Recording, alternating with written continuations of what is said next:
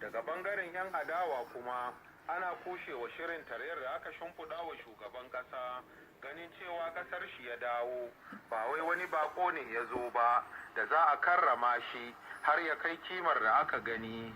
Game da tambayar cewa shin ko lissafin 'yan hamayya ya canza game da neman hanyar gadon mulki, babu wanda ya ƙaunaci furta wasu kalamai game da wannan tambaya. Kawai dai abin da ya rage wa 'yan adawa ita ce dakatar zaben shugaban ƙasa nan gaba shekara guda ce, wanda bisa ga dukkan alamu kuma jam'iyyar RDPC da take kan mulki, wadda shugaban ƙasa Paul Biya ke karkashinta, ba ta yi niyyar sake akala ba, sai kuma zaben 'yan majalisar dokoki da na ƙananan hukumomi waɗanda ke tafi nan gaba shekaru biyu, inda a nan ne kowace jam'iyyar da ta tsaya ka iya yagar rabonta. Muhammad Babalala, sashin Hausa na BBC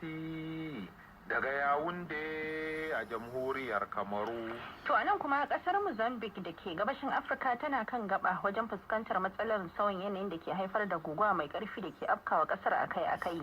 Barnar da wannan guguwa ke haifarwa ta fi muni sakamakon sare itatuwa. Sai dai a yanzu wani kamfani mai suna Blue Forest a yankin Gulf ya ce ya samu kwangilar shuka itatuwa miliyan 200, kamar yadda Hausa